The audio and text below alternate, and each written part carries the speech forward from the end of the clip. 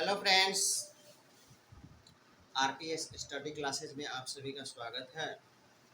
आज मैं साइंस का एक टॉपिक्स जो कि केमिस्ट्री का है, एक टॉपिक लेकर के आया हूँ, धातु और अधातु के विषय में। दोस्तों, मैं इस वीडियो के माध्यम से धातु और अधातु को बहुत ही अच्छे तरीके से समझाने की कोशिश कर रहा हूँ। आप लोग वीडियो देखें और समझने का प्रयत्न करें। मेरा टॉपिक्स है धातु और अधातु के गुण, भौतिक गुण, रासायनिक नहीं। इसमें सिर्फ भौतिक गुण के विषय में दिया हुआ है। भौतिक अवस्था, धातुएं साधारण ताप पर ठोस होते हैं। जितने भी धातुएं होते हैं वे सभी साधारण ताप पे जो होते हैं वो ठोस होते हैं, किंतु पारा धातु होते हुए भी साधारण ताप पर द्रव रहता है। दोस्तों, जितने भी धातुएं होते हैं वो कमरे के ताप पर, जैसे कि लोहा, सोना, चांदी, पीतल, एल्युमिनियम, ये सारे चीज जितने भी धातु होते हैं वो कमरे के तापमान पर बिल्कुल सामान्य रहते हैं, ठोस होते हैं। लेकिन सिर्फ पारा एक ऐसा धातु है जो धातु होते हुए भी जो है कमरे के तापमान पर भी जो होता है वह द्रव होता है। अगला है मेरा कठोरता। सभी धातुएं सामान्यतः कठोर होते हैं। जितने भी धातु होते हैं सभी धातु कठोर होते हैं। सबकी कठोरता अलग अलग होती है। जितने भी धातुएं होते हैं सबकी कठोरता अलग अलग होती है। लेकिन सोडियम, पोटेशियम और मैग्नीशियम ऐसे धातु हैं जिनको चाकू से या कैंची से काटा जा सकता है। ये ठोस तो होती हैं, लेकिन इनको चाकू से या कैंची से काटा जा सकता है, या किसी भी धारदार चीज से इसको काट करके अलग किया जा सकता है। जबकि लोहे को, तांबा को, पीतल को आप चाकू या कैंची से नहीं काट सकते।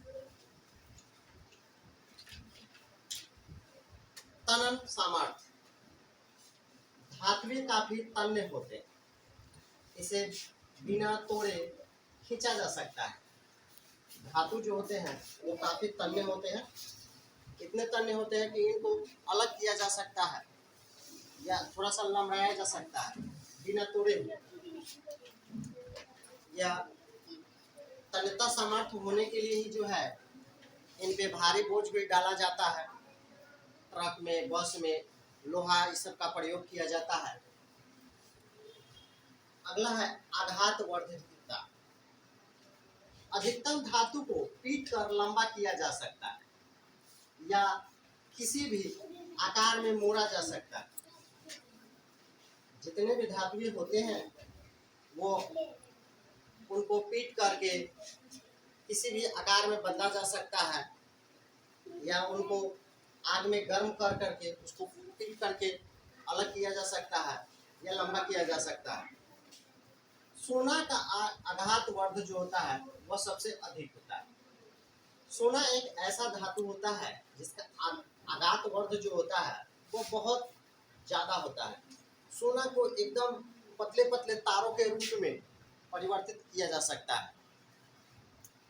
लेकिन यहाँ पर एंटीमनी और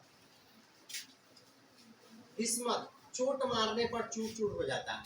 यह दो ऐसे धातु है, एंटीमनी और बिस्मथ, जिसको चोट अगर आप करते हैं तो वह चूर चूर हो जाता है धातु ही, लेकिन वह चूर चूर हो जाता है। अगला है धातुई चमक। शुद्ध अवस्था में सभी धातुओं की सतह चमकीली होती है। जितनी भी धातुएं होती हैं, जैसे कि तांबा हो, पीतल हो, सोना हो, एल्युमिनियम हो, जब वह शुद्ध अवस्था में रहती है तो उसमें एक अलग प्रकार की चमक रहती है। उसकी सतह जो होती है वह चमकीली।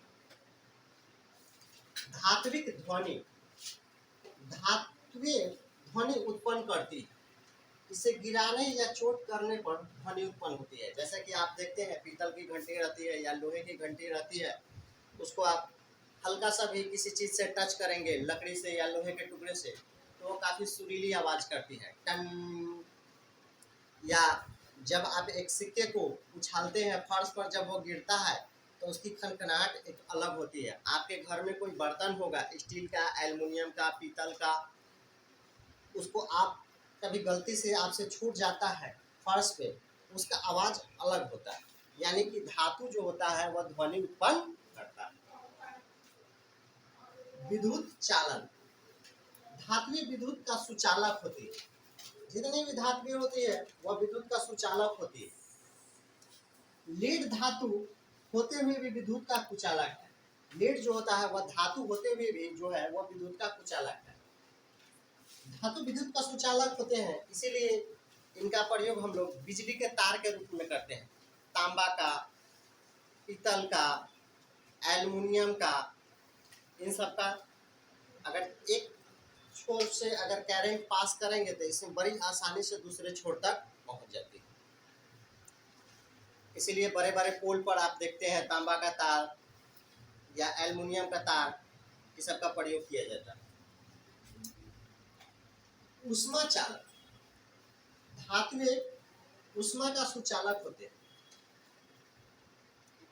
इसके एक छोर को गर्म करने पर दूसरा छोर स्वयं ही गर्म होने लगता है। जब आप लोहे को आग के सामने रखेंगे, आग जला लीजिए, लोहे के रॉड को उसके सामने रखिए, आप देखेंगे एक छोर जो आग के पास है वह आप उसको गर्म कर रहे हैं, लेकिन धीरे धीरे आप देखेंगे कि दूसरा छोर स्वतः गर्म हो जा रहा है। तो इस प्रकार से हम लोग कह सकते हैं कि ऊष्मा का चालक भी धातु होती है, विद्युत का भी सुचालक होती है। हम लोग धातु के विषय में जान गए हैं, अब आगे अधातु के विषय में जानेंगे। धातु के विषय में हम लोग जान चुके थे और अधातु के विषय में जानेंगे। धातुई चमक, अधातु में धात्विक चमक नहीं होती, इसके कारण यह प्रकाश का परावर्तन नहीं कर पाती है। सिर्फ ग्रेफाइट और आयोडीन में चमक होती है, बाद बाकी जितने भी अधातु है उनमें धातुई चमक नहीं होती। कठोरता, अधातु कोमल होती है, जितने भी अधातु है वह कोमल होती है। सिर्फ हीरा ही एक ऐसा अधातु है जो कि बहुत ज्यादा कठोर होता है। आघात वर्धनीयता, अधातु मजबूत नहीं होती, अधातु जो होती है वो काफी कमजोर होती है, इनमें आघात वर्धनीयता नहीं होती। तन्यता, अधातु तन्य नहीं होते, इसे तार के रूप में परिवर्तित नहीं किया जा सकता है, आप उसको लमड़ाएंगे वह टूट जाएगा। विद्युत का चालन, यह विद्युत का कुचालक होती है। अधातु जो होती है वो विद्युत का कुचालक होती है। सिर्फ ग्रेफाइट विद्युत का सुचालक होता है। ग्रेफाइट एक ऐसा अधातु है जो विद्युत का सुचालक होता है। ऊष्मा चालन, यह ऊष्मा का कुचालक होती है। जितने भी धातु होती है वह ऊष्मा का कुचालक होती है, आप उसको गर्म कीजिएगा वह जल जाएगा। सिर्फ ग्रेफाइट ऊष्मा का सुचालक होती है। धात्विक ध्वनि, इसे गिराने या चोट करने पर ध्वनि उत्पन्न नहीं होती। किसी भी धातु को आप अगर नीचे गिराए फर्श पे या उस पे अगर आप चोट करें या तो वो टूट जाएगी, उससे कोई आवाज उत्पन्न नहीं होगी। गलनांक एवं कवचनांक, इसके गलनांक एवं कवचनांक बहुत ही कम होते हैं। ये बहुत कम ताप पर जो है गलना स्टार्ट कर देती है। ग्रेफाइट एक अपवाद है, इसका गलनांक और कवचनांक जो होता है वह उच्च होता है। जैसे कि गंधक जो होता है 119 डिग्री सेल्सियस पर पिघलता है, जबकि आयोडीन जो होता है वह 113 डिग्री सेल्सियस पर पिघल जाता है। घनत्व, अधातु के घनत्व जो होते हैं वह निम्न होते हैं। यह धातु की अपेक्षा जो होती है बहुत हल्की होती है। सिर्फ ग्रेफाइट का घनत्व जो होता है वह उच्च होता है। ग्रेफाइट जो है, बहुत सारे ऐसे धातु है जिनसे ग्रेफाइट का घनत्व जो होता है वह उच्च होता है। आप लोगों को कैसा लगा?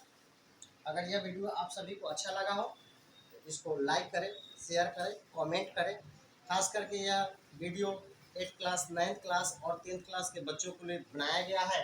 अगर आप सभी को यह वीडियो अच्छा लगता है तो खुद देखें, अपने दोस्तों को दिखाएं दोस्तों को शेयर करें, चैनल को सब्सक्राइब करें, ताकि मेरा जो प्रत्येक दिन एक नया वीडियो डलता है वो आप सभी लोगों के पास पहुंच जाए और इसका फ़ायदा आप लोग उठा सकें। धन्यवाद।